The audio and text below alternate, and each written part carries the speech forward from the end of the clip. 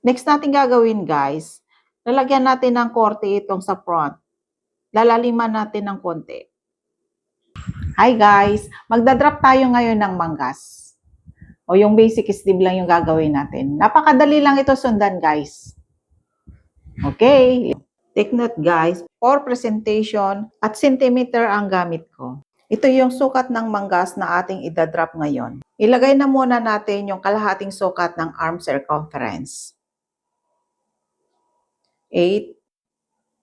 Then, kunin natin yung arm length natin guys. 9.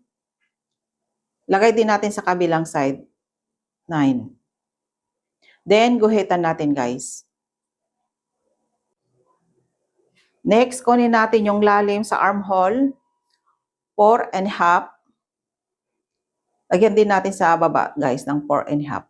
Then, dito sa dulo ng shoulder at saka sa lalim ng kilikili, pagdugtongin natin yan guys. Guhitan natin. Then, hahatiin natin siya sa 3. Kung 9 siya, tagti 3 natin siya hatiin guys.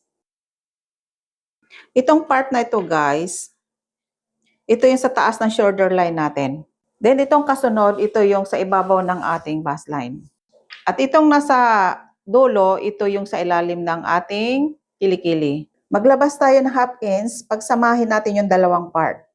Then sa baba, pagpasok tayo ng 1/4, guhitan natin guys.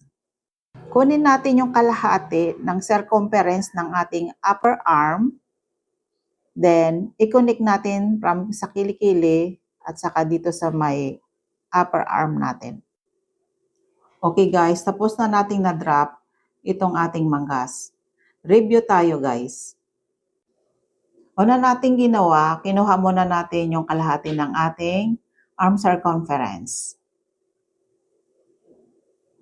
Nilagay din natin sa kabilang side. Then, kinuha natin yung arm length natin.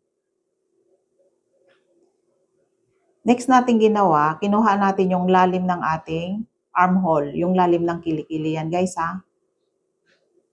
Then, hinati natin siya sa 3. Naglabas tayo ng 1/2 inch, then sa baba, nagpasok tayo ng 1/4. Kalahati ng upper arm circumference, then kinonik natin guys from sa kilikili at sa upper arm. Kuntingin na natin guys. Ito na yun ngayon guys. Ito yung front, ito yung back. Sulatan natin yung front guys. Lagyan natin ng level yung front guys. Then, yung back. Next natin gagawin guys, lalagyan natin ng korte itong sa front. Lalaliman natin ng konti.